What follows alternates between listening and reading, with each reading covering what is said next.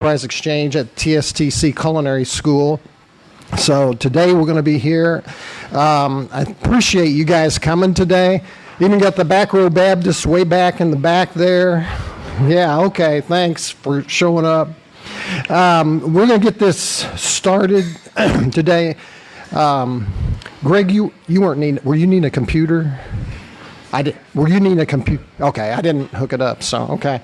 All right, the company that's sponsoring this is called Venture Call, and what we try to do is we try to encourage and educate and equip entrepreneurs. That's really our basic thing that we try to do.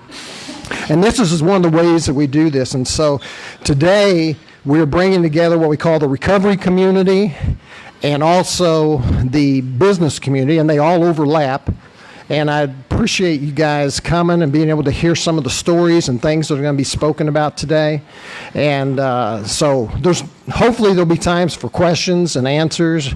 If so, please don't hesitate to ask any of these folks any questions about what's going on with their business or what's going on in their lives. So with that, I'm going to actually ask Dr. Rob Nichols to come up. He's my pastor and been a longtime friend, and he's going to talk a little bit about the whole issue of recovery for some of the folks that maybe that's not a whole lot of enough information for you. So Dr. Rob, if you'll come up.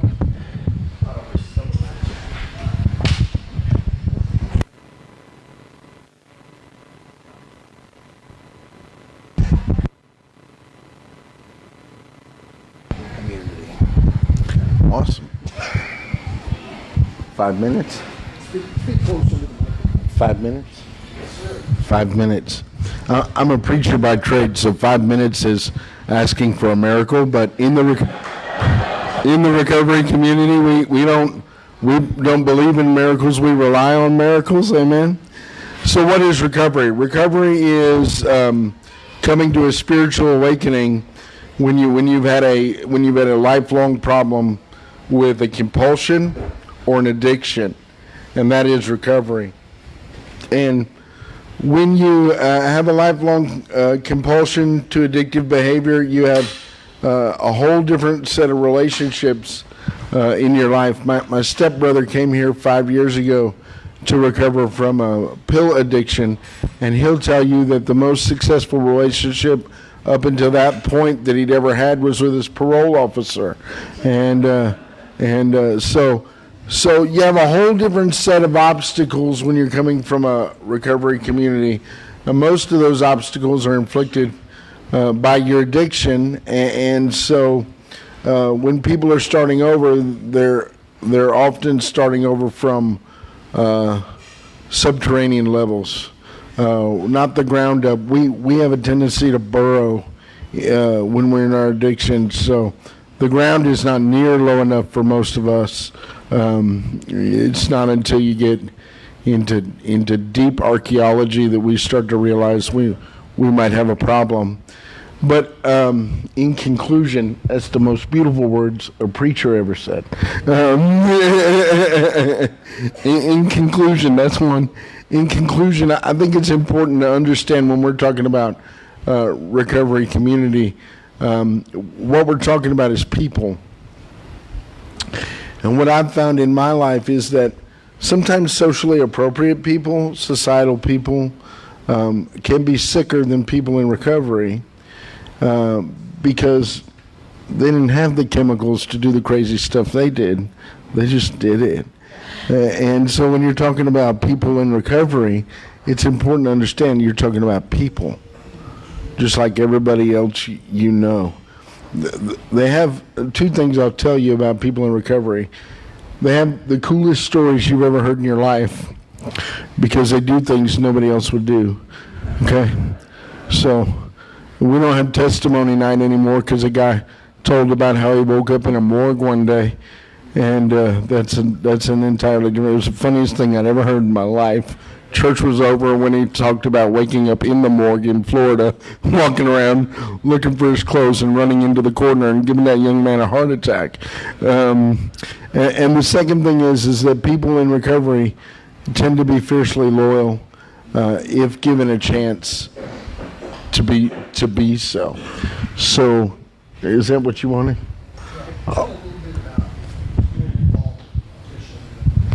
Okay, so I pastor Church on the Rock, and this year we're going into our 20th year, and we're made up primarily of people in recovery.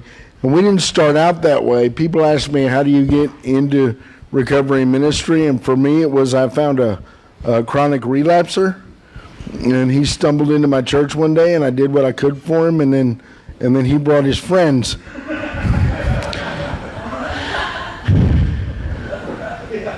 Sadly, he's still not sober, but many of his friends are. And so that's how it happened. And 2 years into this, I figured out that I was kind of okay at recovery ministry. I'm used to people asking weird questions because I'm weird. And so in normal church, I'd respond to things honestly, and people would look at me weird. In my church, I respond to things honestly, and people go, cool, and move on. So when that guy stumbled into my church, I found my people, and or my people found me. I'm not sure who was more lost at that point, me or him. But it's been 20 years, and we've seen some really awesome things, and we've seen some things that are really not awesome. But at the end of the day, we don't win very often, but when we win big. So there you go.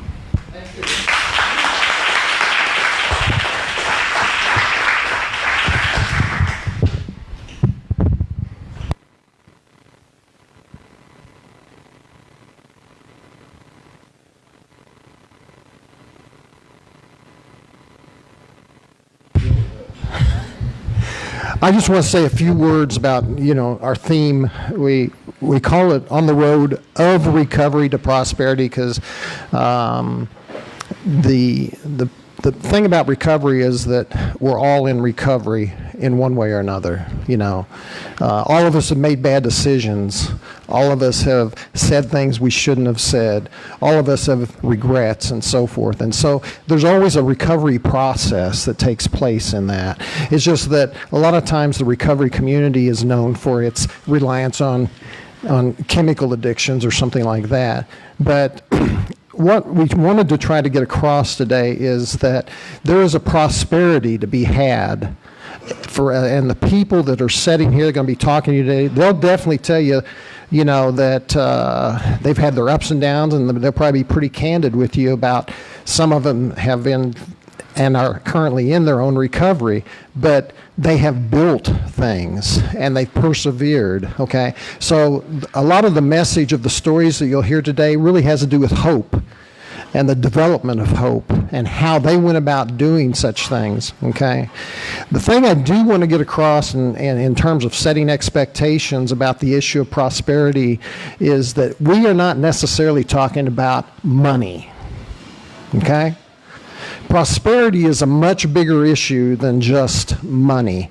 And I think if you listen closely to these folks, what you're going to hear a lot of is the issue of relationships. And a lot of these people, even with their businesses that they have going on, and some are new at business, some have been out there for a long time, but they're all going to be talking somewhere along the line about relationships because they realized they could not do this on their own, okay? Many of them may even talk about their relationship with their Creator, okay? And how that faith base has provided them with a foundation from which to springboard into things with the confidence that they need to have. So just keep in mind when they talk about prosperity, you may equate some of that with money, and money's part of it, but it's not the whole picture of what prosperity is about.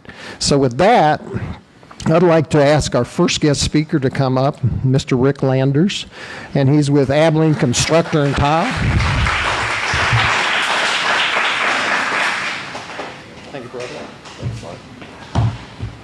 you very much. Thank you. Hello, everybody. My name is Rick Landers, and I love what Pastor said. And a couple things that I'd like to hit on is I believe I was one of those guys' friends that showed up at his church. I thought he was going to turn us all away then, you know, but he didn't, and everything. And that brings back a lot of memories, too. And also the spiritual experience or the spiritual awakening that he talked about, that's exactly I can say what happened to me. I can tell you that happened to me on my 35th day of recovery at the 180 house. And I don't know that if Tracy's ever heard me tell this story, but it's the closest to the truth as I know it today. But things were going so good for me that first 35 days into recovery. I'd had more in 35 days than I'd had probably in 20-something years. And I really didn't have a whole lot. I was living at a halfway house, you know.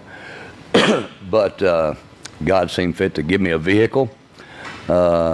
He gave me a job that I never looked for. He put some people in my life that I never asked to be my friends. And, you know, so all that happened in the first 35 days, and I'm thinking things are going pretty good. But I'm still looking for a way out. I'm getting out of Abilene. And I'm leaving this 180 house because, excuse my language, that place sucked, okay? And that was my attitude until that 35th day.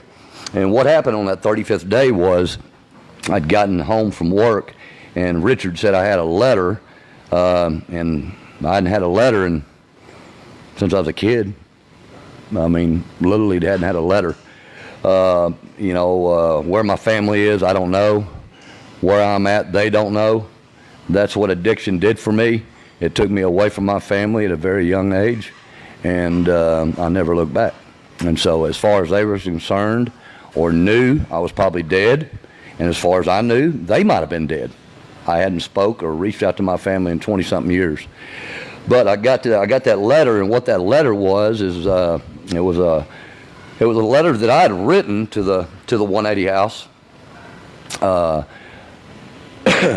While I was in prison, and I was looking for a place to stay, and I'd burned up all my friends and relatives through the years of addiction, and so I would go to halfway houses through my process of getting in and out of prison multiple times, and I'd usually stay just a few days and I'd leave at the halfway houses, and then they put a blue warrant out on me, and of course it was just a circle. It was just a vicious circle that I followed for 20 years, or 20-something years. But that's the same thing I was doing here. I was still going to fall in that circle because I did not jump out of prison going, I want my life to be different. That's not what happened. But what did happen is Richard gave me that letter, and I got back to my room, and it was a letter that I'd written to the 180 house asking if I could parole there, and it had all my parole papers that I guess Richard or Tracy was supposed to answer and send off to the state of Texas, and I would go to this halfway house if they would accept me. And so I didn't pay it no attention. I went and took a shower. And I thought, man, that's that letter I wrote them. And it was in a return envelope and everything. I got out of the shower. Good thing my roommate wasn't home at the time, but I got back and I thought, man, there's that letter. And it kept coming back to me, and so I thought, let me just open this letter. And opened up the letter, and from what I understand, Tracy is the one that stamped denied on it. Denied. And so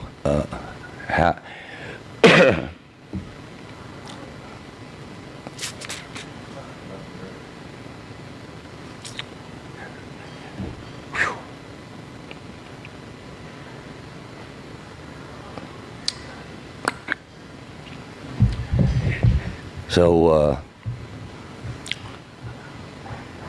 I remember I could not stand up. I was on my knees. I was crying. I couldn't get on my knees. I was on my belly. I was crying. I don't know if that lasted 10 seconds or if that lasted 10 minutes, but I could not get up. But when I was able to get up, whether it been 10 seconds or 10 minutes, I don't know, I was bawling like a little baby.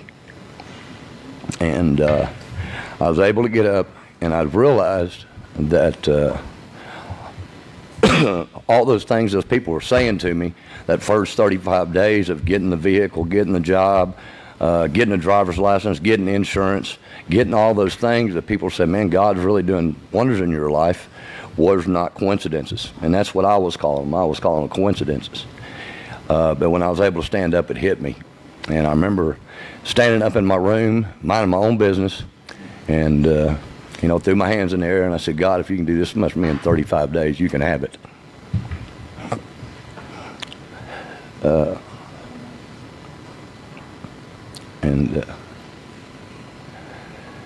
That was just the beginning. It was the beginning. So once that happened, my life changed. I got involved in my recovery. I got a sponsor. I started working steps.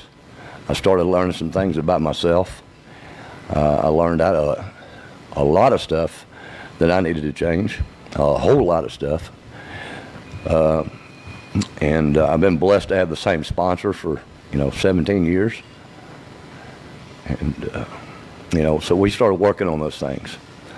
I did not set out for a plan that one day I'm going to own a business. That's not my plan. It wasn't my plan. I didn't work pretty much my whole life because I was in my addiction. I didn't work. There are some people that go to work Monday through Friday and they get a paycheck and they use and they drink or whatever. I'm not one of those people. I don't understand those people. How do you go to work and use? So I did not work. Very little did I work. I know today that, by just my experiences that, that all of us are given talents, in life, God-given talents. What I have today is just that. It's talents. Where I learned to do construction, I don't know. I can't tell you. I don't know. I just know that once I started the road to recovery, if you showed me something, I could fix it. I had no experience in laying tile or framing houses or painting, or I didn't have any experience in anything except for just using and drinking and disobeying the law. And I was real good at getting thrown in prison, and I was real good at getting out, and so, but I just, I know that that's a talent that God gave me. And so one thing I know that I've done since that point up till today is I'm the first one to work and I'm the last one to leave. That's never changed.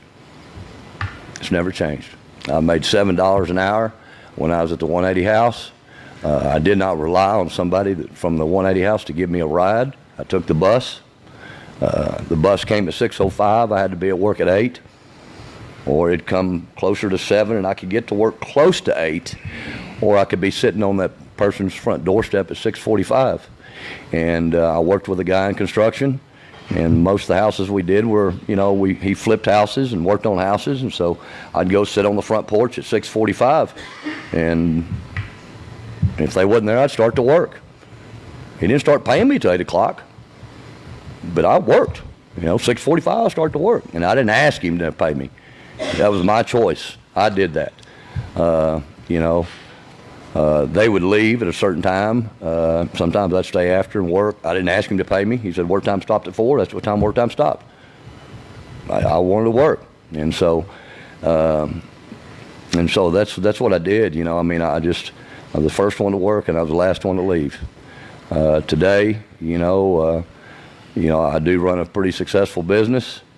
I employ about 18 people in the field and use different subcontractors in the community. I love helping out new businesses.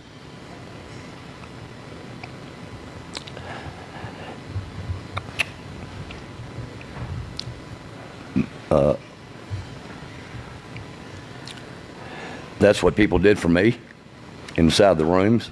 Once they learned that I could do some things and I went out on my own, people inside the rooms, in recovery rooms, gave me an opportunity and said, hey, I need my house painted. Hey, I need my bathroom remodeled. And so they did for me, and I think it's just for me just to pass on too. So when a new business starts up in town, and I think they've got a good heart and they're headed in the right direction, I want to do the same for them. And, you know, life is definitely different today. I have made a lot of mistakes in business. We were sitting down a while ago talking about business, and Tracy pointed off, "Y'all pay your taxes." You better pay your taxes. I said, yeah, I learned that my first year. Okay. I did. I learned that my first year because, you know, that was a scary moment. That was a very, very scary moment. And it didn't start out at $72,000. It started out at about 50, and I panicked and did absolutely nothing, you know, until it got to 72,000, and I really thought I was going to jail, and my life was over. And, you know, God, again, put someone in front of me that I'd met inside the business world, and that I was telling him my story. He just laughed, and he's a multimillionaire, you know, owns all kinds of stuff. And I said, it ain't funny. He says, it is funny. He said, everybody that's ever been in business has had trouble with the IRS sooner or later. Me too. He goes, how much you owe? I said, $72,000. He says, can you pay this back? I said, I don't know. And he gave it to me. And it took me 5 years to pay that guy, but I paid him back and everything. But I haven't made that mistake again. Okay, so we do learn the hard way. I'm still learning the hard way, you know. And so, but like I said earlier, I didn't come in looking to start a business or something. It's something that just fell into my lap, and that's really a longer story, which we don't have time for. But I did work for this guy for a couple of years. Some things were happening within outside his organization, this particular company, and a few people in here know about those things. But he come in the office one day after I've been working for a couple of years, and he said, you know, Rick, I'm fixing to shut my doors. I need you to be the first to know, because I was working in the office with him and running jobs for him and everything, and I want you to be the first to know. And I said, well, I appreciate it. You know, I won't have a problem finding a job. I can go work anywhere in this town. You know, I'd been here just a few years. I'd probably been here about 3, maybe 4 years at that time. And I felt like I could go to work anywhere in this town. I thought my reputation was pretty good. And if I went to somebody's business, they would hire me. There was no doubt about that. You know, they would hire me. I felt like I had that kind of reputation, that I'd built that within myself as being a good man with a good heart that's going to give you everything he's got. And I said, okay, well, that's not a problem. He said, or you can buy me out. And at that time, I was only making $17 an hour, and I can't buy this company. There's no way. Again, God put somebody in front of me, you know, that he suggested. And I said, I'm not going to ask that guy. That's a customer of yours, you know. And I said, he said, you're not going to ask him? I said, no, I won't. But we'd gotten together and came up with some little form of contract with that guy's office.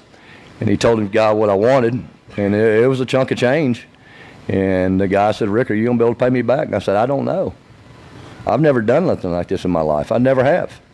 You know, up to that point, maybe I'd done a couple little side jobs around town, using a hand or two and helping somebody else. But I'd never done nothing like this. He goes, you don't know if you can pay me back? I said, I don't know. But I do know this. There's not a man in Abilene that outworked me, because these people's work ethic in Abilene sucks. And I still believe that today. There's not a man in Abilene that outworked me. I mean, some people get tired working 7/12s. Why?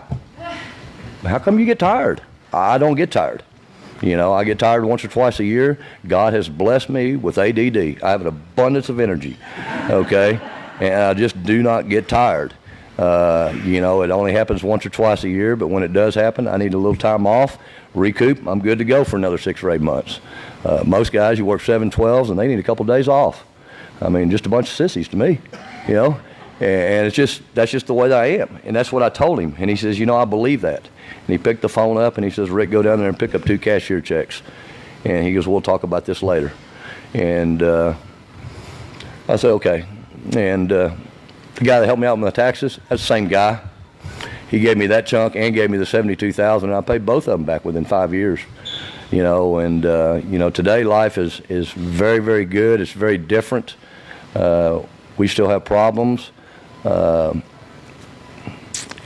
I know that I always ask my mentors and my sponsor for suggestions. Still today, I still ask for help. I mean, I've got to stay in touch with those guys. Those guys got me to where I'm at, you know, and so I just want to just keep doing the same thing. That's what my sponsor tells me. Rick, just keep doing what you're doing. Just keep doing what you're doing. So I've been calling him, and I've been listening to his suggestions and working with him, and I just keep doing that. And so, you know, I'm very glad to be a part of this, and I'm glad to see some newer faces around here and some, you know, newer businesses, and see some of the older faces that I haven't seen in a while. That brings back a lot of memories, good memories. And the 180 house does not suck. It's a good place. It really is. You just got to take advantage of what they got. You know, I love the 180 house, you know, and I lean a lot on prayer.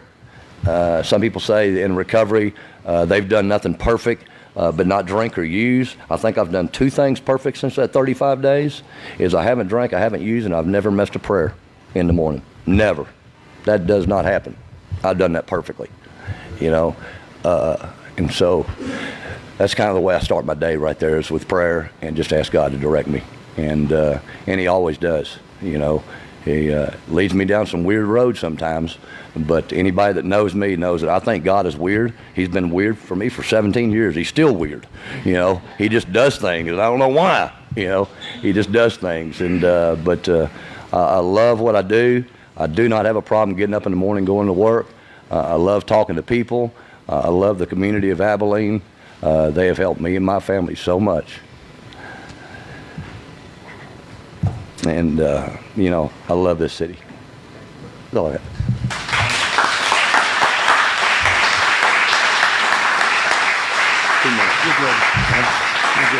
Thank you. Stay right here just a second. Okay, we got 3 minutes for any kind of questions. Does anybody have a question for Rick? Wow, you must have told the whole story really well. 17 minutes. That's a record, man. That is. Okay, thank you, Rick. 17. Go ahead.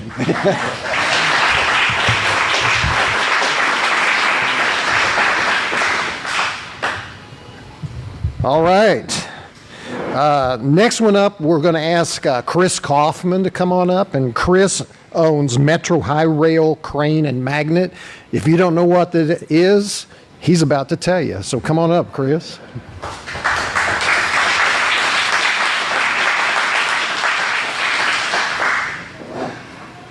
Man, y'all make me nervous.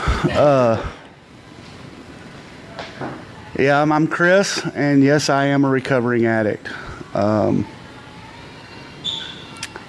And just to kind of give you a little example of that, I had some sort of addictive personality as long as I can remember. I remember my mother when I was too little to get to the cookie jar, me using chairs and tables and whatever I could to get to that cookie jar, and her catching me in it. She never told me, Chris, don't get in the cookie jar. She said, don't let me catch you in the cookie jar. Right? Well, where I come from, I never once thought about not getting in the cookie jar. I thought about not getting caught. And I think sometimes that kind of just sums up where addicts come from. I know that's where I come from. You know, I don't know. I've had that entrepreneurial spirit as long as I can remember. My grandfathers owned bait stores to grocery stores, bars, cafes.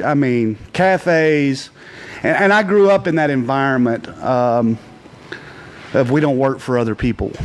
You know, my family's always kind of took care of themselves. And so it was kind of strange when my mom went to college and got a degree and went to work for the state. But it was like, that's not what we do, you know. And so, but through that process, I've always had that spirit of wanting to do something. I mean, me and my brother used to get up in the middle of the night and make taffy and sell it at school, or rock candies and different stuff. I mean, I've been doing something like that since I was in junior high school. Mowing lawns, whatever we could do. And I still had a side job. I started stocking groceries at a little convenience store when I was 12.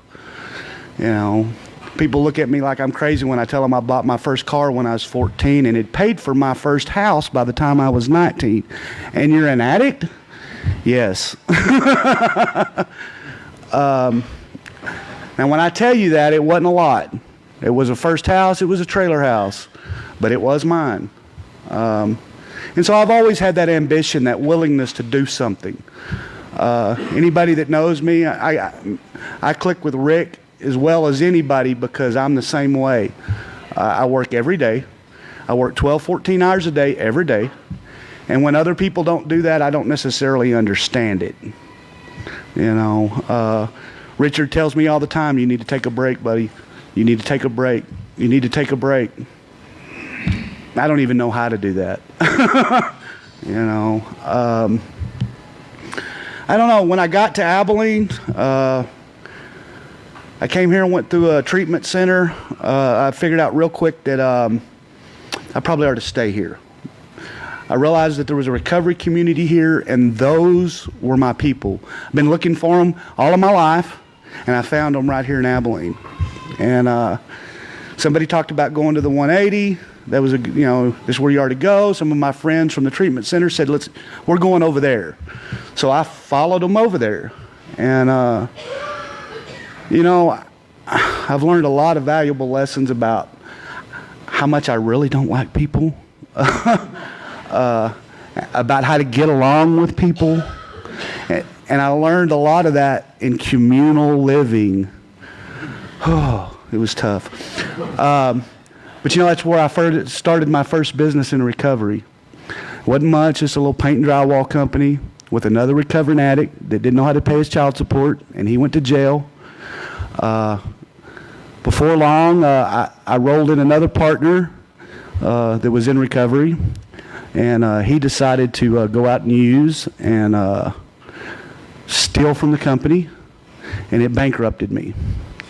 And I've actually made some poor decisions like that a few times with businesses. And then I went to work for some other successful companies and learned how to do some stuff differently. And when me and Patrick decided that we were going to start Metro High Rail Crane and Magnet, I did the first thing I do with any major decision in my life. I talked to my sponsor. And the first thing he said is, here, this is Mike Worth's phone number. You need to get to know this guy. Matter of fact, there was a training out at West Texas Council of Governments that he paid for me to go. He said, here, go. You need this training. And, what I've learned over the years is I'm not that great of a business guy. I'm really not. I wasn't that good at school. Accounting, it'll equal out at one point,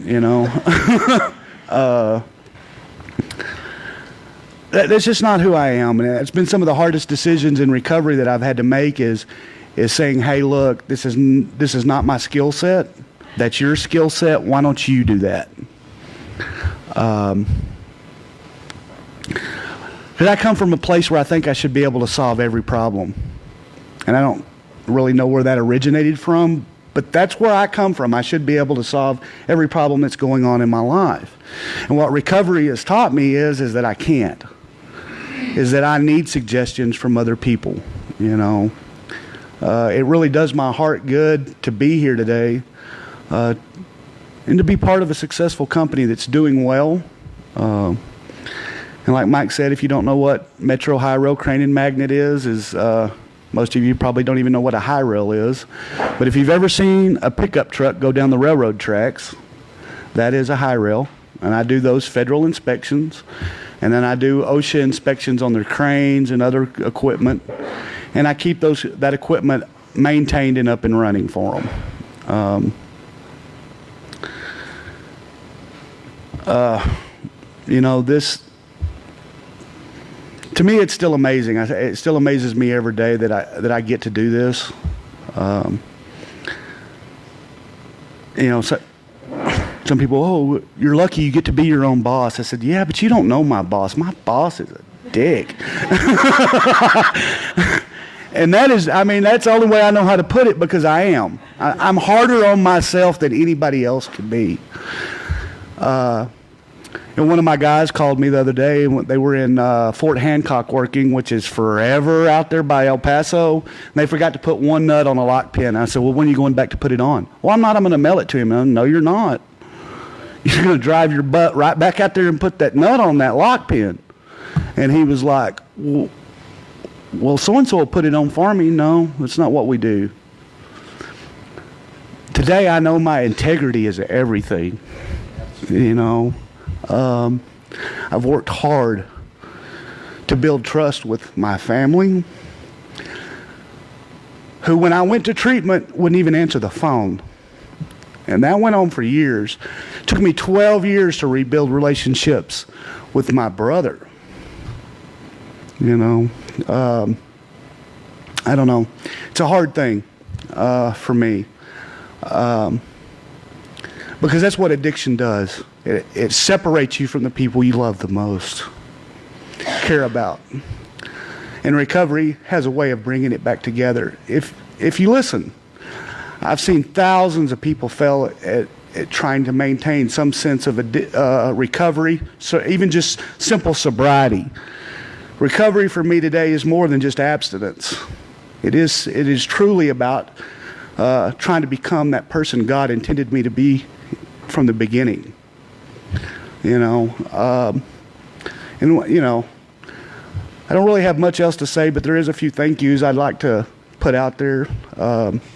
Wouldn't have this business if it wasn't for Richard and Tracy. They've helped me, guided me, done everything they could. Mike's counseled me. But even before then, there's people in this room that I don't even get to see all the time. My really good friend, Dr. Rob Nichols. That sounds weird to call you doctor. I know you are and have been for a long time, but I've called you Bishop forever. Jim Clark, even back there. Sometimes they don't always know what they've done in my life, but you know, they guided me on the walk, which really changed my approach to the God of my understanding. I really thought I was a devout disciple for God. I learned very quickly through that I was slacking a lot. And today, I still fall short. I fall short every day. I'm just a human. I try my best. And one of the biggest things that I do today is try to help other recovering addicts. Whether that be simply with advice, buying them a bus ticket to treatment, to sometimes allowing them to make a little money working for me. And sometimes that is a huge blessing for both people, and sometimes it's not. But the one thing I always know is that God's always got my back in this deal. I've never been up against an obstacle yet that God hasn't presented somebody, just like Rick said, with that solution. And I don't care what it is.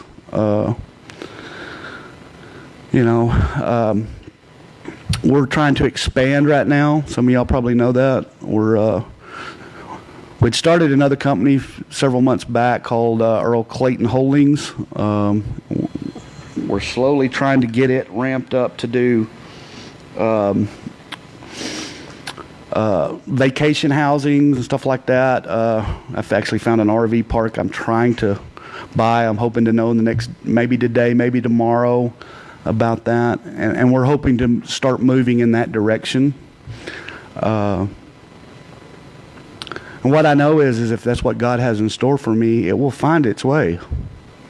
If that's what He wants me to do, all I have to do is do the legwork. You know, and sometimes I struggle with that as an addict, and this may be a human thing. I don't know. I know as an addict, I operate in fear a lot. That's where my addiction comes from. There's a lot of fear. Because the truth of it is, I'm a scared little boy that'd rather hide in that corner than be up here at this podium. And it's only through God do I find that strength in you people. And but I do know that if I can find the courage to step out there, whatever comes next, if I will take that leap, God always has a way of turning it into a blessing in my life. Anyway, that's all I got.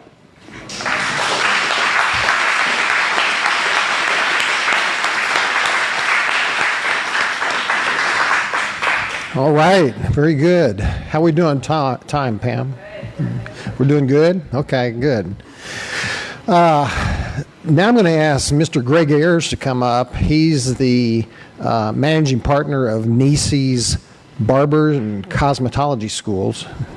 And Greg, though he does not come from a recovery background per se, a lot of the things that Greg and his wife do in their barbering school, you can imagine, for those of you that have been in prison, a lot of times people learn how to do hair. Female and males learn to do hair. And so Greg and his wife, they've dealt with a lot of people coming from that background and helping them legitimize those skills so that they can go out and get a job or actually start their own businesses. So with that, Greg, come on up and tell us about Nisi's.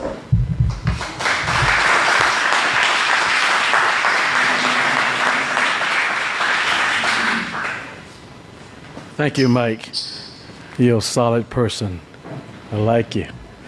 Amen. And so I'm here because of I just returned from Florida, so I'm trying to get acclimated back into Abilene. It was extremely hot and humid, but that's my hometown.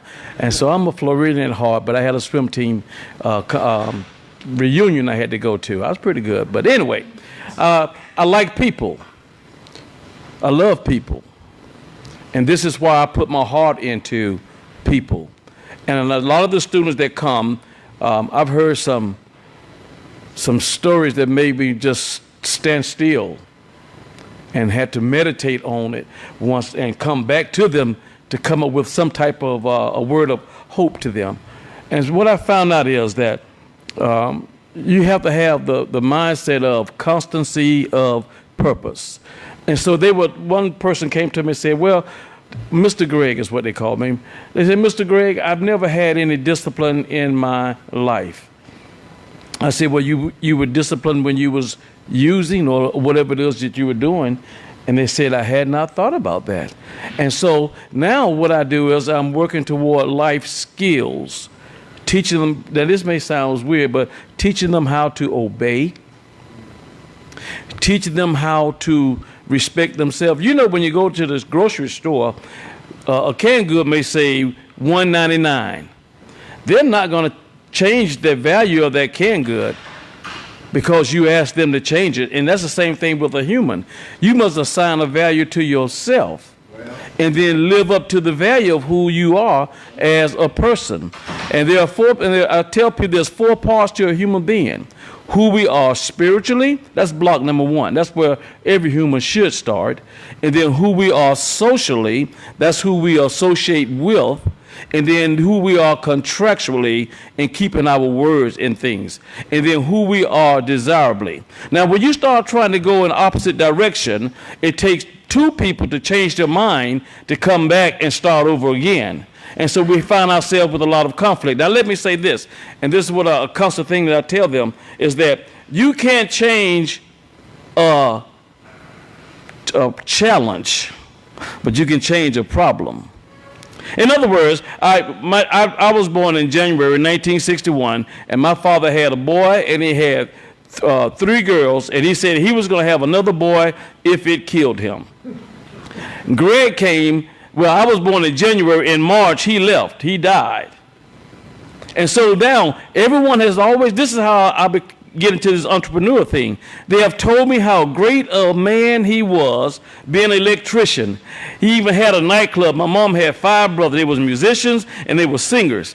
He was not, but what he did was he put the saxophone cord around his neck, and he walked around the club as though he was one of the band members. It's a mindset is where I'm leading you guys. He even had a little speakeasy back there where you had a special knock or whatever, and you open up and anyway. But now my goal is to maintain a constancy of purpose of success, not for myself, but on the shoulders that I'm standing on, and my uncles, etc., Fortune 500 CEOs, lawyers, doctors, all these type things, and now for the next generations. And so I asked you this question. How many of you remember your grandparents? It's not a trick question. You can raise your hand. What about great-grandparents? 3 times. Well, they say that you remember the ones that left you something. And so those that say, well, they remember grandparents because they left you something. If it was nothing but a good smile, they left you something that you can hold on to. And so I tell the young people, the men, the women, the boys, and the girls today that we must leave something. We're not living, Greg is not living just for, well, I'm still in Nieces, believe it or not, because these are my daily conversations with the people. I think my job is to walk through there, and when I'm not doing a little paperwork, but just to motivate and bring clarity to the lives. But we have to live our lives to where we will bring something to our next 7 generations. So this is why I do the things that I do. I was the guy in the neighborhood. My mom made tea cakes about this big. I would break off a piece and I would tell them a penny. Well, a penny had value back and they would give me the penny. By the time I was over, I would sell half and keep half. And then I started realizing from a little boy, I was like, wait, I think I have a special gift here somehow.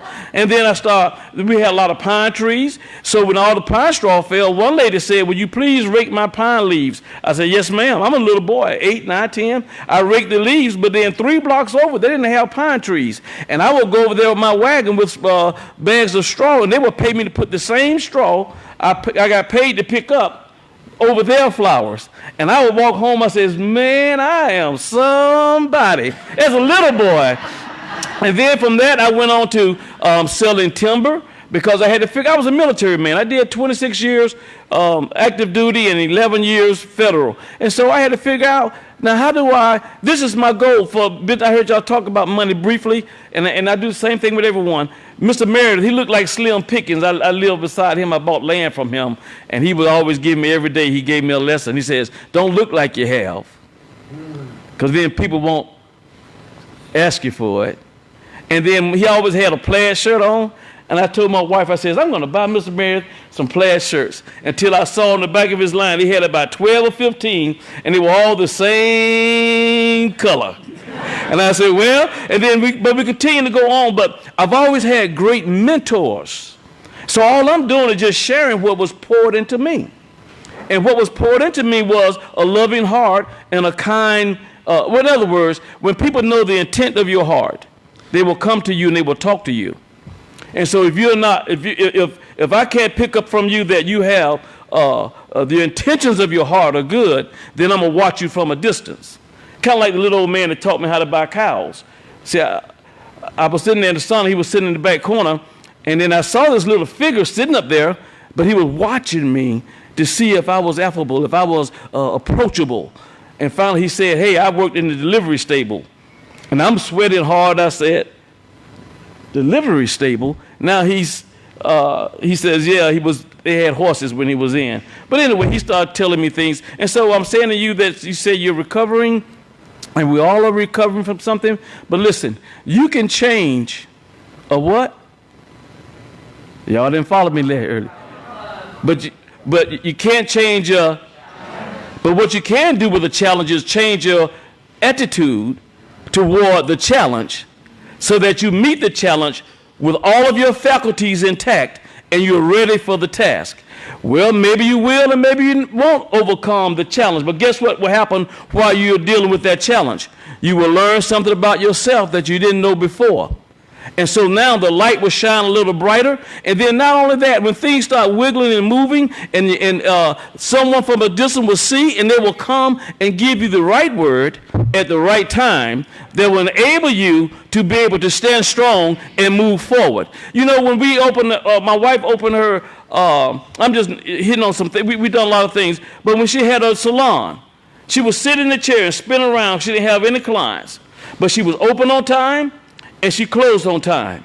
She was open on time, and she closed on time. And finally, people kept coming and coming, and then we opened the beauty supply store. And then when we went down to the port to buy, in little old Abilene, they said, do not sell to the heirs, because that's my #1 competitor in Abilene. Well, my name is Ayers. My grandfather was an Irishman. We have the name Ayers. And so I said, well, they don't know who I am if they just see Greg Ayers. Y'all follow me with that one? I don't look like an Irishman, do I?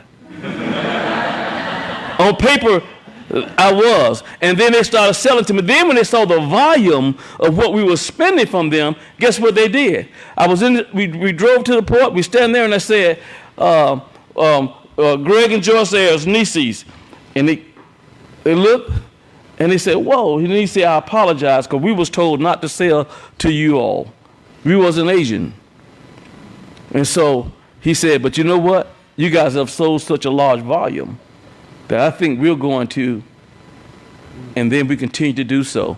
And so now the school, we're opening, we combine, thanks to legislation, we can have schools in one building. So now we're over here on industrial. Now we're in Austin, and we plan to continue on. But now we're getting ready to start doing other things outside of the beauty industry, so that we can diversify ourselves, because, you know, with the pest, politics and society and technology and so forth can affect your business. So we want to make sure that we have a broad spectrum. But I want to say this, that, hold on, let me make sure I get it right so I can get out of your way.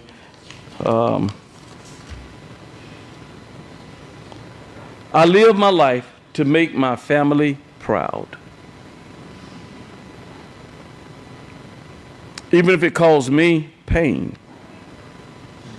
I live my life to make my family proud. I live my life to where I can introduce my culture to other cultures and other people in a positive way. I live my life so that I can introduce my culture to other folk in a positive way, so that I can introduce my culture and my family to the world. If I keep that in mind, my constancy and purpose of looking out for generations to come will stand the test of time and all of the things that will come and try to derail it. And I'm not in a derailing business unless it is sin. I want life and more of it. And I want to say that change yourself, but not your environment, and your growth will be slow and difficult. If you change yourself and not your environment, your growth will be slow and difficult. If you change your environment but not yourself, your growth will be slow and less difficult. Change your environment and yourself, growth will be faster and more successful. And I'm going to end it with this. Ms. Bobby Thompson, she made me her executive secretary. And I told her I was going into the military. And she said, why are you doing that? I have you on an executive track for the state. I said, ma'am, with all due respect, I don't want to be a secretary. I want to have a secretary. So you continue. Are y'all with me? So keep reaching. And you can talk about your past, but don't dwell on it too long, or you may fall back in that same hole. Keep marching, keep walking, keep building alliances, keep talking with people, keep associating, because God is a multiplier and the enemy of God is a divider.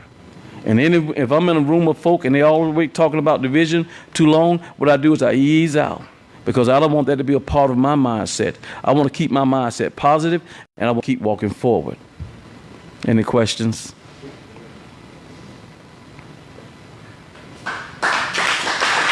Thank you.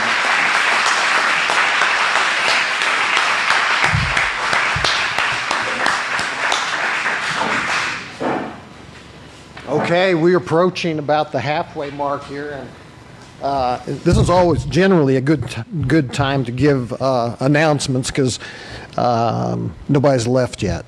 Okay, so just to mention for Venture Call, we get together every Monday at a different location, every Monday, except the second Monday of every month, and we're here at Potter's Pizza. So it's open to the public. Just come. Now, on the second Monday of every month, we have guest speakers, such as what you've seen here, but we still only have, it's generally just a 1 hour time frame. Okay, but every other Monday, we meet somewhere at a different restaurant around town. You can go to the website, venturecall.com, and I've got it posted on there what restaurant we're meeting at, and it's always from 12 to 1. The other thing is that our friends from McMurray, and Paul's back in the corner back there, he's dean of the business school back there. One of his professors is doing a project where they are offering to redesign company logos for free. So if you are in need of having your company logo redesigned, or maybe you don't have a company logo, this class is willing to do that for you free. So Paul, do you have any other comments about that? Speak real loud. Yeah, it's our contemporary business class. They're mostly freshmen, a few upperclassmen, and it's a class project. Every year they have different kind of class projects. Dr. Pagula came up with for this year. It's a great learning experience for the kids. It provides you with the opportunity to get some fresh ideas from teenagers. That's why, for example, McMurray also sponsors a media contest in the local high schools, because we want to get feedback from our potential future students. Well, this is the same kind of thing that could work for you, to get to meet these young people and get the ideas that motivate them and people of their age as they may relate to your business. So Okay. if you're interested, Mike has some flyers about it, Mm-hmm. and I'll be more than happy to entertain any questions and if anybody has any. So I'll pass these flyers around. If you're not interested, just pass it on. We probably don't have enough flyers for everybody, but if you think you're interested, here's the details for that. And it's got Dr. Toby Papula's contact information on it. So I'm going to pass those around, and if you're not interested, that's totally fine. But if you are, or you think you are, or you want to investigate it, just take one of these flyers, okay? The next second Monday event, which is September 9th, I'm pretty sure that our guest speaker is going to be Senior Airman Jason Spatero from the Comm Squadron out at the base. And what he's going to be talking about, this guy is a whiz, let me tell you. He does cybersecurity stuff and all that kind of thing. But he's going to be talking to us and about protections for small businesses and protecting your information, your digital information, and all of that kind of stuff. I can't even put it in the right words, but so that's going to be September 9th. It'll be here in this room from 12 to 1, so you might want to keep that in mind. At this point, I think we are ready for our panel, so if the folks will come on up, and my friend and moderator for this section is Mr. Ron Davis, and he's going to introduce you to them. And come on up. Thank you. I'll let you guys get settled. You know, Mr. Gregg, when I was listening to you, I kept being reminded when you talked about the problem and the challenge of a quote that it's been like my email signature for years now, and it's like, don't ask for it to be easier, ask for you to be better. And that just kept coming to me. So while they're sitting down, I thought I'd share that. Get this up where maybe it's actually recording my voice. So you guys microphones all working over there? Test. All right. Test. Looks yeah. good. Speak loud. Can anyone hear me? Yes. So what I'm going to do is let you guys introduce yourselves. So if you just go around and tell us a little about, introduce yourselves personally, your business, and kind of how long you've been doing it. My name's Eric Winterstrom. I have Kingdom Electric and Texas Oil Electric. Started Kingdom Electric 3 years ago, and then purchased Texas Oil Electric 2 years ago. This is my wife, Lynn. I'm the wife. I'm Lynn. You guys can move the microphones closer to you. They are not bolted to the tables. There you go. My name is Tracy Kennedy. I'm Richard Kennedy's wife. I'm the office manager of the 180 house. I was originally the cleaner, the laundry person, and the bookkeeper, and everything till we hired employees. You can tell them about everything. I'm Richard Kennedy. I'm director at the 180 House that been doing this for 25 years, helping people early in recovery get their lives started back. We also have Kennedy Rentals. We have, it's one of my passions is fixing old houses, so it's worked out real well. She's very modest. She really runs all the business side of both 180 House and Kennedy Rentals. I go out and have the fun and do pretty much what I want to do. So.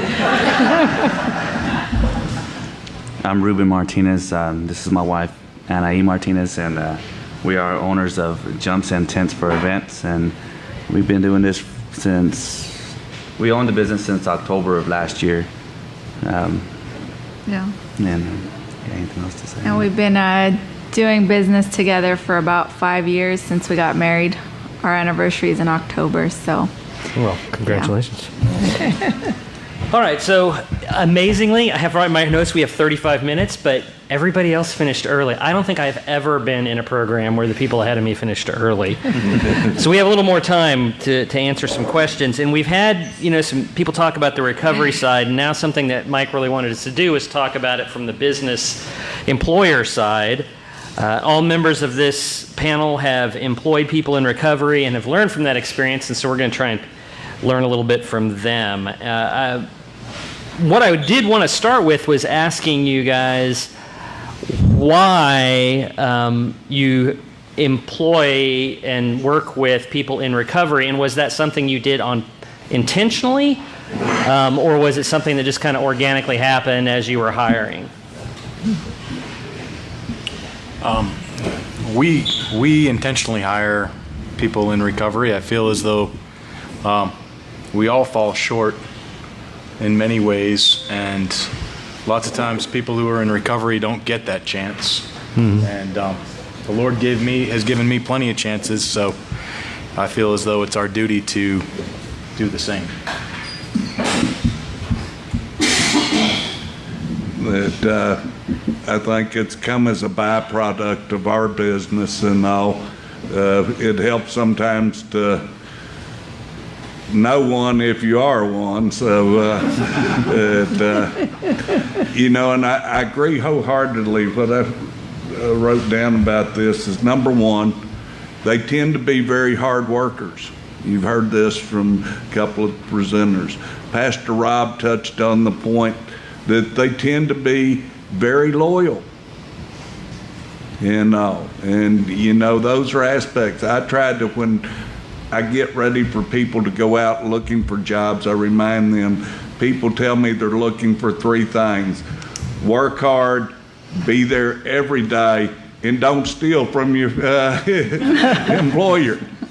And people with companies tell me it's, that's their hardest deal, is finding people, good employees on a consistent basis. It's the biggest obstacle to growing their business. And, number one, these people are already involved in a program that requires rigorous honesty on a daily basis. If not, it becomes evident pretty quickly. Yeah. So the question was, why do you employ people in recovery? I guess like because they're people, you know, like that's like the biggest thing to me. I think everybody at some point has dealt with drugs in some way, and it's affected them in some way. I know somebody, I've been there. I was a crazy teenager. If you just see them as people, it's not really I think it came organically to us, though, being involved in the community of Abilene, Texas. It's one of those things where we were actually approached at a fair, a job fair, and I think it's definitely important when we do meet people that are ready to work that have come from an addiction, what part in their recovery they are. I mean, if they're ready to work and they're ready to do, you know, go somewhere further in their life and stay away from what, you know, they came from, I definitely believe in those chances. And I'm not going to hire you if you come and you smell like alcohol and you look high, you know. You're not going to get the job for me. So I definitely think that that's one of our biggest things, where if you're ready to recover and move forward, and I think it will happen organically for us. We're not out there promoting, you know, we hire felons or anything like that, but I think it's Abilene. I think there's a long way to go to recover this whole community together. So we want to be a part of that. Okay. And you kind of just segued into the second question for us, which was, what advice would you give people who are in recovery and are looking for those jobs and looking for those work? I know Richard touched on it a little as well, but this is your chance to talk to people in that community and tell them what you're thinking as an employer when they come and apply for a job with you, or want to apply, or even are considering it. And I think a lot of times people will be afraid to even ask. Exactly. So since you guys started it, you can start it coming back this way. Well, yeah, I mean, like, if you're going to come apply, you need to be sober. That's a first. I feel like the biggest thing when I'm looking at hiring someone, regardless of whether they're in the recovery community or not, is finding your value and what you bring to the table and lead with that. So when you come and ask me for a job, I want to know what you can do and what you're good at, so I can find a place for you in my team. Until you can do that, it's hard to go out there and say, well, I just need money. And I think that when you do that, it really does make an employer want to say, I need them on my team because I don't have that, you know, and if I do, I could use more of it, you know. Right. I think assuming responsibility for your past actions. I don't really necessarily carry a paper application saying, you know, have you ever been to prison or anything like that. But that question comes up organically at some point. They either mention it, I either mention it. But I think, like, accepting that you have your weaknesses is the first step. The next step after that is to say, what are you doing about it? So, like, that's what I want to know more than what your weaknesses are. Okay. For people going out generally, we have a small employee base. But what I look for, and Richard will discuss what he feels, is selling yourself. Sell your, kind of like what she was saying, you go out and give your assets. Also admit that, you know, you're willing to learn and do the best that you can. I also think first impressions are very, very important. So if they're dressed in a crop top and shorts, I'm going to think twice, other than them coming in with a blouse and, you know, some slacks, you know. I think first impressions are really hard to get over. Doesn't mean that, when people are looking for jobs at the 180, it's like remove the piercings from your face, and I'm sorry, just being honest. And you might be able to wear them later on when you get hired, but to go out and to get a job, look respectable, look like you belong in society. I know that as being an addict, when I first got here, I didn't feel like I was good enough, but I had to sell myself, that I could do that job, and I was willing to learn whatever they needed me to learn. And I think that's very, very important. Richard has a couple other things. In answering this question, said present yourself well, stay focused, and find a balance of recovery, family, and work. That's something that's hard. We're people of extremes, and we have a hard time doing that sometimes, or all the time, I suppose. We're very capable of becoming workaholics, changing one addiction to another, and letting those other areas of our life suffer. Sooner or later, that blows back in all areas of our lives up. I got to tell this story real quickly. My second job in recovery, when I finally managed to break back into the trucking industry, was managing the trucking terminal here in Abilene. And after I went down and got the job, found out that our number one contract was delivering pharmaceuticals all over West Texas. It's what they tried to arrest me for before.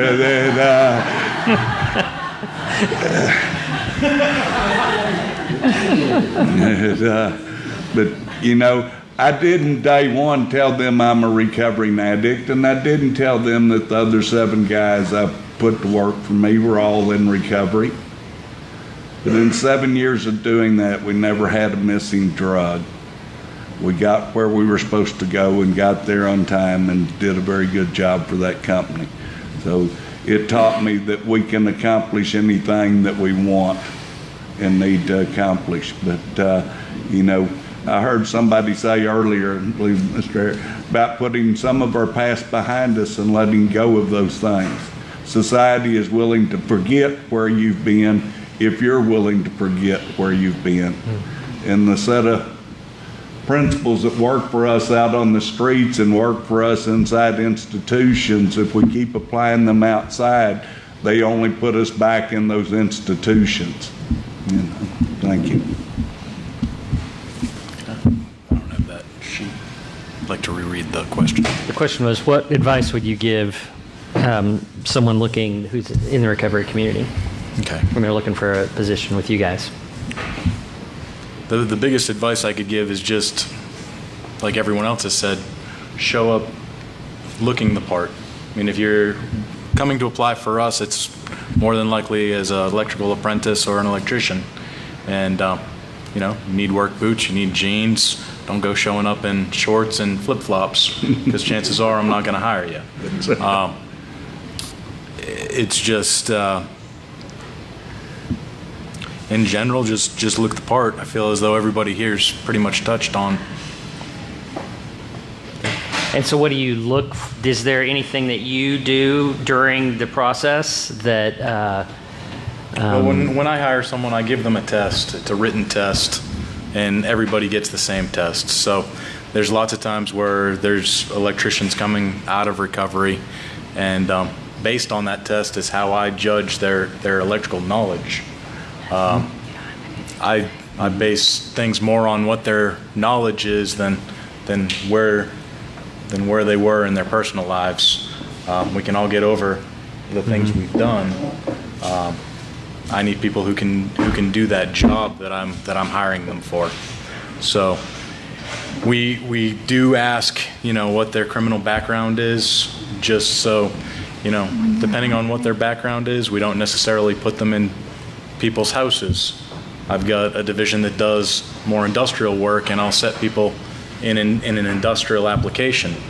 I try to convince a lot of these guys to not work so much, because I've seen it so many times that when they do fall into the workaholic mode, it's too easy to then fall back into their other addictions. That's good. I know when you were mentioning removing the things from your face, I remember when I was in paramedic school, all the ambulance services had like rules about tattoos and stuff like that, and they said it's the old lady rule, because you're going to be going into some little old lady's house, and she reacts differently to tattoos than regular people do. And I know that you have that, as Kingdom Electric had you guys out just a couple of weeks ago, and it's like, you know, when your guys show up at the door, I'm judging whether I want to let you in too as a customer. So that's and they're representing your company, so it's important for you to have those rules. Moving to the entrepreneurs in the room who may be hiring or thinking about hiring different people or having people in recovery come for a job, what advice do you give them on maybe how that process works for hiring, how it works when they're working, how you handle problems and that kind of thing? Start down here. I think in the beginning of most people's recovery situations, when they're getting out of the 180 house, they're actually less apt to fall in that first 6 months, I feel like, because they're actually the best employee that you can have during probably the first 3 to 6 months, because they're going to their PO every week. They've got appointments, they've got to work a program, and they've got to do certain things. So during that time frame, they're the best employee anyone would ever want. After that, you've got to, they're just like anybody else who can, they've all got everybody's different. So advice as far as hiring someone from the community, whether you hire someone off the street or from the community, it's like they were saying before, the people, they're loyal, they're going to work hard, and they want to prove themselves. So they're actually, in a lot of ways, better employees, I've found, than just somebody straight out, just that's not in recovery. And I'll just say to the employers, you can't be afraid of their past. We've been burned, but we've also had a lot of success stories. And if we were afraid of all of their past, then we would have no success stories. The Lord has gotten us through every burn, everyone that was in recovery but wasn't working a program, and things kind of went downhill. The Lord has gotten us through every single one of those because we've stayed faithful. You can't let that fear set in of, well, what if they fall back? And what if they do the same thing to us that they were charged for back there? Because those success stories, even if it's one, are worth it. Go ahead. I guess what really came to mind was pay attention. But that's no different than if you hired anybody off the street. And what we know and what I've heard is and I hear that, I've had to make those calls to employers frequently. If I know that somebody's hired one of my residents and they went out and relapsed, I get on the phone and say, hey, you need to be aware of this. 90% of the time that employer says, it can't be, they're my best employee. Maybe so, but you need to be paying attention. Things can change quickly. I've got to say, while I've got the opportunity, Chris, Rick, see, I was going to tell off on Rick. Rick couldn't spell construction when he got here. Now he are one. Seeing Bryant sitting back there, these are the things that, like we're talking about, that make it worthwhile. When people talk about successes, I've got 100% success rate. I learned a long time ago just to count the successes and ignore the failures that you've got to in business. What was the question? What counsel would you give to fellow business owners considering hiring someone in recovery? I think for us it's been a big learning process. We were barely in business, so it was just a learning curve. But what I've seen is some of the guys that the advice I would give them, accountability, that goes a long ways. Some of these guys, we give them the guys that we hired and we got working out there, we give them a task, and what I seen, they do the task. And I seen, for us, like, we look at me and my wife, we go home, I'm like, this is pretty easy, like, this is not too bad, like, why? But anyways, I think accountability goes a long ways to for these guys to spend the responsibility to showing up on time and doing the right thing. It's definitely one of those things where, like, they were talking on the podium, I'm a workaholic. I work 12-hour shifts 7 days a week, and I go home and I'm like, it's nice to have someone to work for you that does that, my guys, they tease me. They're like, she ain't coming in before 9 a.m., you know that. And I'm like, what?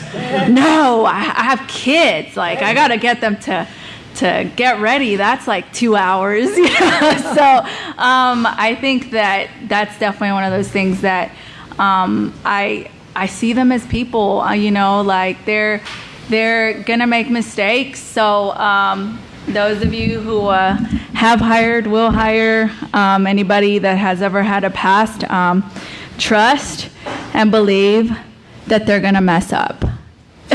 And be ready for that consequence, and be ready for how you're going to address it, and assume any responsibility that you had in that, because everybody needs accountability, and that's why we need to put cameras up. We need to do certain things.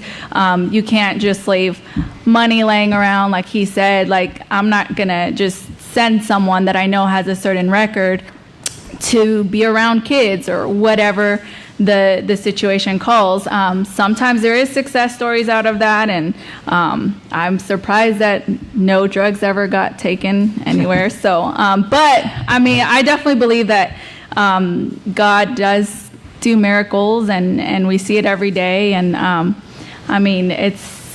it's really great to be able to have the team we have, and they're like family to us. So when they mess up, it hurts, so you're like, dang, if I didn't care about you this much, you'd so be fired. It is hard, but like they said, that loyalty that you feel, that connection, that drive that you see, that they want to prove themselves, they want to be a part of this community, they want to give. It is very awesome to watch and to see that grow. And I don't know, I think I talked a lot, so.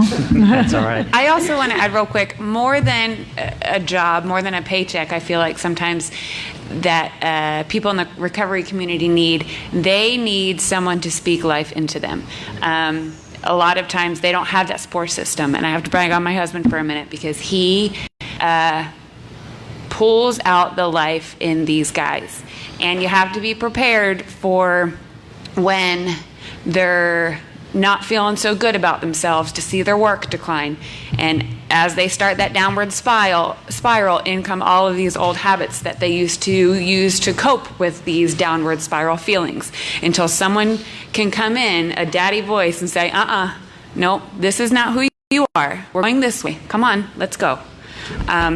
So if you yourself can't, we're busy business owners, you don't have time or whatever, I would think it might be smart to find someone to say, hey, take them under your wing. Speak life into them. They have to know who they are. And that just takes time. It takes relationship building. It's more than a hi in the hallway, here's your paycheck. It's true relationship building. I can't tell you how many people that actually have burned us and have left the company and have come back to sit in his office because they need a talk from a male figure to pull them out of a slump. I can't tell you how many times I see someone's car in the driveway and I'm like, or in the parking lot, I'm like, well, what are they doing here? And they're sitting in his office and they're praying together. And it's that relationship building is so very, very important. All right, well, we have quite a bit of time left, so we'll take some questions from the audience. I do have one thing while you guys are thinking about questions. That way it's not just a long, dead silence when nobody's brave enough to ask a question. You guys get your questions ready. We heard from Chris and Rick how they were in recovery and they built a business. What advice would you guys give someone who's wanting to build their own business as opposed to go work for somebody else? Pay your taxes.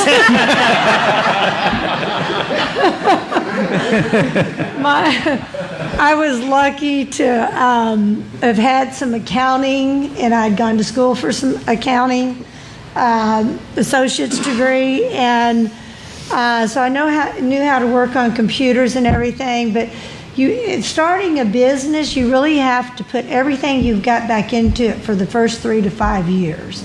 I mean, you can't. We worked 2 jobs. For the first 3.5 years, Richard worked over 5 years running the 180 and also working for SSI and disability judges. And we would travel, 2 weeks a month usually. And so, because the 180 house was not able to support us at the time. It was a calling, from God to do this. And so we had to find other ways to support ourselves. And so what we did was we were in such debt when we got, because we had to build it on credit, that I would switch credit card companies every 6 months to have 0% interest. And then I would pay. So I got ourselves out of debt, and then we were able to start working with cash. So, and it was a lot of hard work to do that. So, but I know that you pay your dues to the people like Caesar, or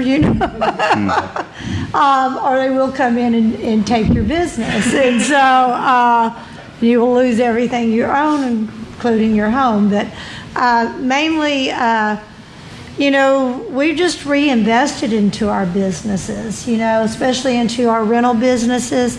We try to budget our loans and stuff 5 to 10 years to pay off our houses, and just really get down and pay on that instead of taking money out of it. So, do you have any suggestions? I put number 1, identify the need. Is there a really need out there that's not being fulfilled? Do you have the skills that match that need? Number 3, would it be enjoyable? I'm very blessed in what I do. I love working with people in recovery. I love rebuilding old houses. How much better could I have it? When the people in recovery get on my nerves too bad, all I've got to do is run over to an old empty house and go to work and get away from them for a while. So, anyway, and ultimately it comes down to commitment, the willingness to carry through with the decision long after the mood in which you made it is gone. Because if you're starting up a business, I promise you're going to wake up one day and say, oh no, to heck with this. Commitment truly is like a ham and egg breakfast. The chicken's very involved in the process, but it's the pig that's committed to it. That's his ass in the skillet, right? Thank you. So the question was what advice we would give someone if they're wanting to work for themselves, start their own business. Well, I guess like with this company, my husband's always been the dreamer, the vision, and he calls me the shotgun. So I'm always shooting down his dreams. Yeah. And so we're here because both of our efforts, and I think that but mostly because he had a dream, he had a vision. He always wanted to do his own thing. Worked for the man for a long time, and so he has something to say about that question. Yeah, and for me, it was something I could say like I want to do an event planning. I mean, an event company, and I'm like, okay, like the education it took me to get to that point. I mean, continuous education is very important. I'm always learning. I'm still learning. It's like I was telling him, I'm horrible at public speaking. Like, you want me to speak? But I know that what it involves in our business and what we do, I think that's a very important thing to get out there to the community. And our goal is to make make Abilene a better place, our community a better place. So my heart's very heavy on that's why we hire the people that we hire, just because I feel it in my heart that that's what we need. That's what probably God called us in this, and gave us this business to do. So it's very important. Yeah, he always, I'll be washing dishes and he comes up to me and he's like, he literally reads probably like 40 hours a week on audiobooks. Okay, so he's on the road a lot, and so it can get really frustrating because I'll be washing dishes and he comes into the kitchen. He's like, babe, we've been doing it all wrong. So you don't need to read anymore. Just get on those audiobooks, man. Like he probably did about 8 hours of audiobooks on public speaking this last week. So you guys, like, he has grown so much, and thanks to technology now, I mean, you could just listen to those audiobooks, and that's a huge part, I think. I would say that one of the biggest things of having a business and starting a business is like Mr. Gregory was saying earlier, when you're just starting and you sitting in that chair waiting for the customers to come in, you don't close your door just because people aren't calling. If you say you're open, you be open. I liked that. That was great what you said. And just know what it is that you're going to do. Have a plan and stick to it. But don't be afraid to roll with the punches, because you're always going to get, people are always going to throw things at you that you don't expect. You got to always be able to just overcome and adapt to what's being thrown at you. It's hard. You're going to work a lot. There's a lot of sacrifice. I'm sure everyone in this room knows that. It's a roller coaster, and I had to learn to get off the ride. Especially in the beginning, where our office was a desk in our bedroom, and I sat there all day long. And I'd get a phone call and feel like, okay, this thing might actually work. We're going to be, this is going great. And then an hour later, I'd get another phone call, and I didn't know how we were going to be open the next day. And it was days and days and days of that, weeks and months of that. That roller coaster is not a daily peak and valley now. It is a very frequent peak and valley, but I had to learn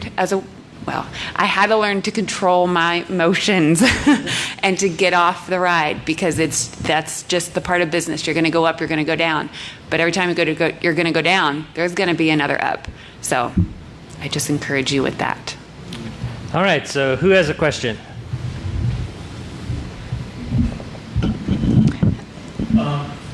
In dealing with the employees, do you find yourself being proactive or reactive in handling the situation that comes, the unexpected situation that come in upon the company? So the question was, do you find yourself being proactive or reactive to the situations that come up when you're employed with your employees? I feel like we are probably 50-50 on that.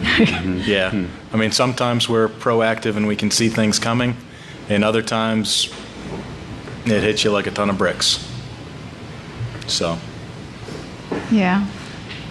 Being as close to recovery as what we are, one of my deals is I haven't seen you in a meeting lately or whatever. This is our insurance policy and all that.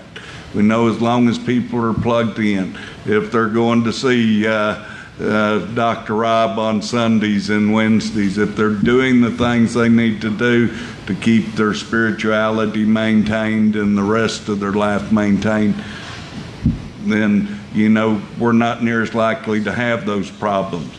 But we have to be proactive when we don't see that.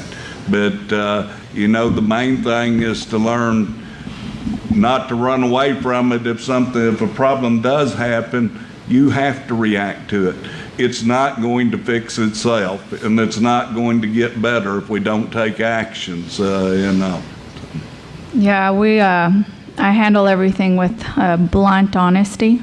I feel like that's been the best way to deal with things myself. It hurts, but especially I feel like in the recovery community, you can't accept excuses. You tell them that it's an excuse.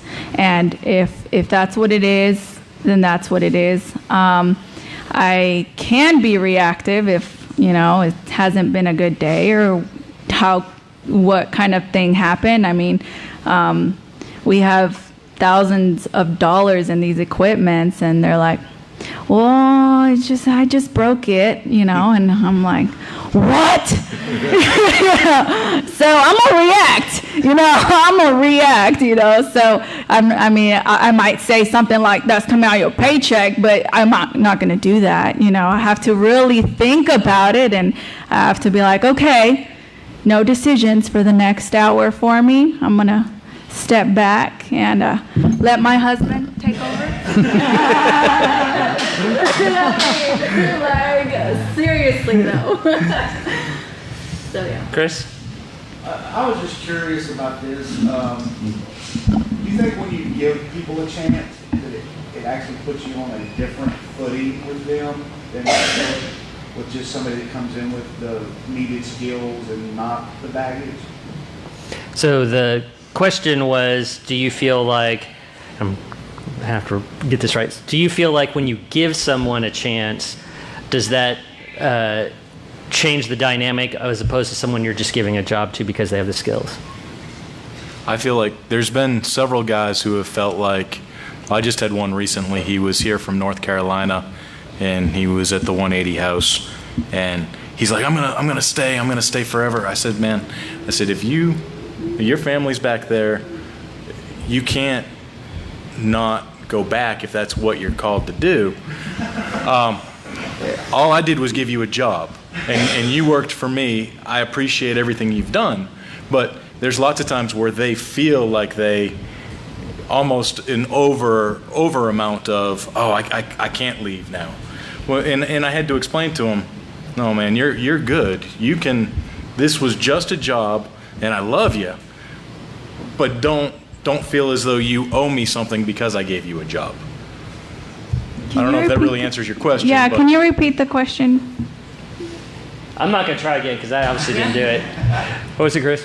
I'm just basically wondering that, you have this interview, this discussion with people in recovery or whatever, and you're giving them the chance, if that puts you on a different kind of footing or relationships just in the beginning to start with them than it would just say anyone else that just come through the door with a set of skills.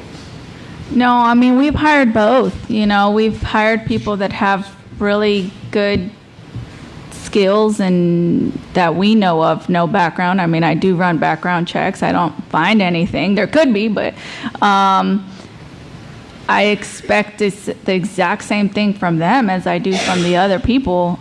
Some of them don't even show up, and they're so like. Do you feel like they feel differently toward you if they've been in recovery and you're giving them a chance than someone who you just gave a job to? I honestly would expect them to both feel the same way. I mean, I'm giving you a job. Like, I don't know. Like, I don't know.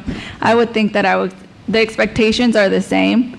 And I would hope that they would feel the same way either way, be grateful. But, I mean, I do feel like sometimes that some people that do have better skills or whatever, they may feel like this is just a job, this is just temporary.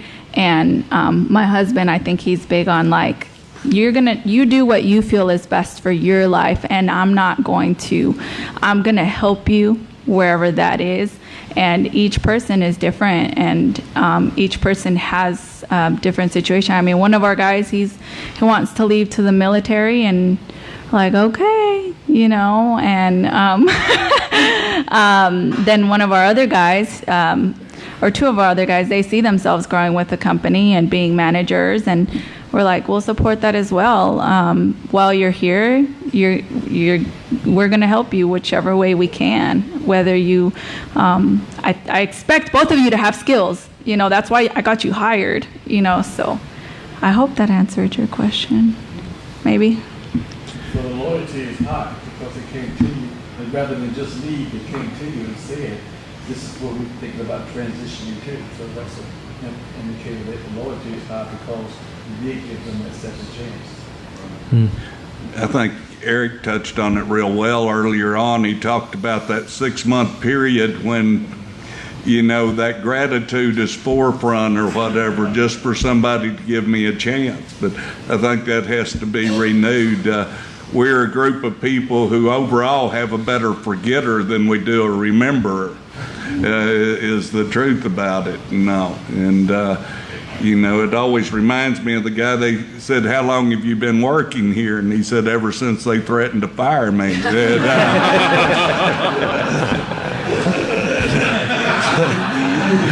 it's going to be 1:30. I think we have about time for one more question. Does anybody? I have one. Yeah.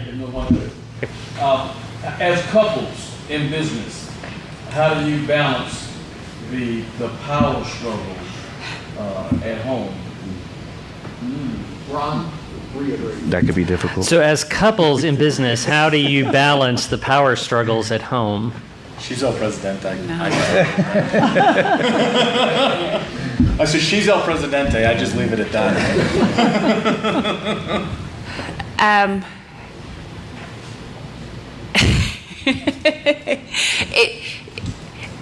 Being married and having a business together is amazing and wonderful, and it presents challenges. I feel like our marriage sometimes is in a microscope. We've got 36 employees and everyone is staring at us, and the way we're married at home is the way we're married at work. There's no real change. He is the boss. He is the boss at work. He is the leader of our family at home.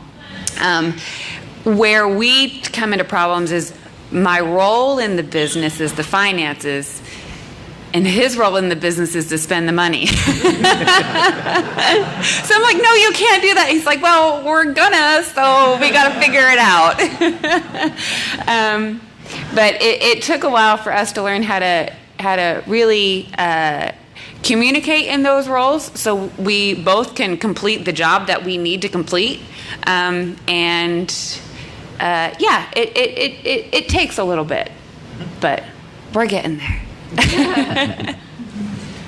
I say communication has been key to our success, that and God. We don't see much of each other during the day. I mean, because he's doing what he does and I do what I'm doing. The only thing is when it carries over at home, because we disagree on, or I disagree with him on some issues or something. So, but he is the person, he is the 180, he's the personality that makes the, helps the people. And I guess he'll tell other people that I'm the boss. I'm not the boss. I just take care of the finances.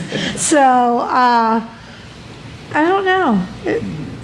And once again, she's the saver, I'm the spender. Yeah. But if I'm spending money, it's usually on tools or something that we need to get the job done.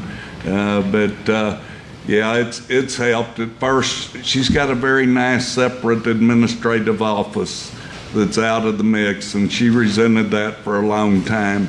But now she's finally figured out she'd never get what she needs done with the 100 people walking in her office door every day saying, "I just got one question for you." Just need 5 minutes. Yeah, all day long. So, but it's been a blessing. We've been married 22 years, and we've worked together. I've always worked for somebody else. My dad was an entrepreneur, so I grew up in a family that him and my stepmother worked together. So it was not foreign to me. So anyway. I think communication was key for us. At first, it was pretty much zero communication. We argued a lot about what decisions, because I'm the spender myself and she's the saver. And so she'd be like, "I want to get this. I want to get this. This will make our job a lot better if we get this." And she'd be like, she'll get that shotgun out again and just shoot it down. She does, I give it to her. She does a lot of the finances and the taxes, and she tries to do it all. And so like to separate work and kids, and it was a very difficult thing, because we'll be at 9 o'clock at night, 10 o'clock at night, we're still working on stuff, and I'm like, I wake up and it's 3 in the morning and she's still doing stuff, and I'm like, go to bed. You need to cut it off at some point. But getting over those little things where we separate, work from, our relationship, our kids, and our family, I think that was a big key. And once we started getting that and putting that into practice, it changed a lot of, I think this business and everything that we've done is drawn us closer. We always been big prayer believers.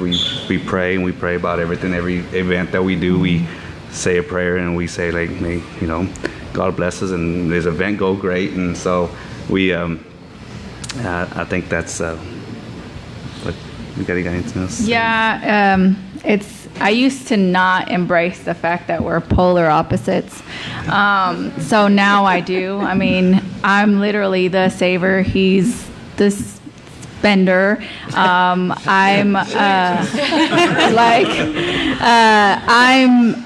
He's the extrovert. I'm the introvert. He's the dreamer. I'm the realist. He loves people. I tolerate people. I mean, it's so hard. But when we learn to embrace all those differences, it was like we were trucking along and nothing could stop us. It was awesome. Yeah. That's good. Very good stuff. Can I add one more? Because they just answered something really, they all three answered the same thing, and I was taught something totally different. Why don't you all let your girls handle money?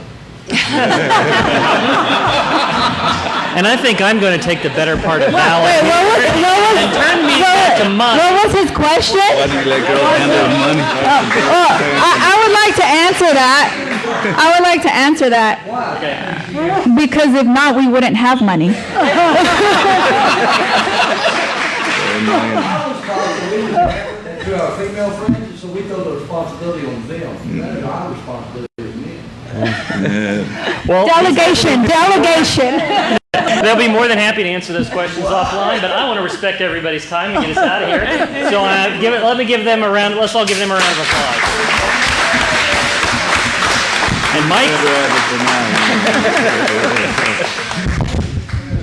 We're polar opposites also. Totally. I just ran out. You guys on any, baby? Just stay put for just a minute. I'm gonna ask Bishop Rob just to kind of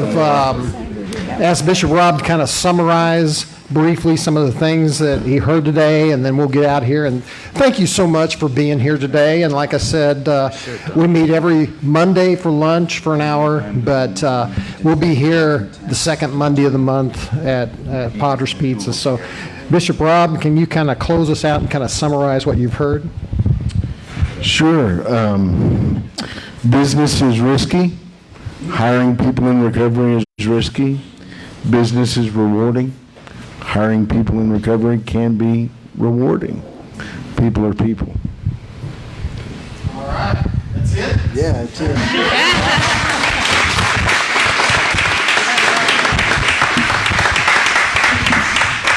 Once again, thanks everybody. If you got time and you want to hang out and ask questions or any of the folks, thanks for spending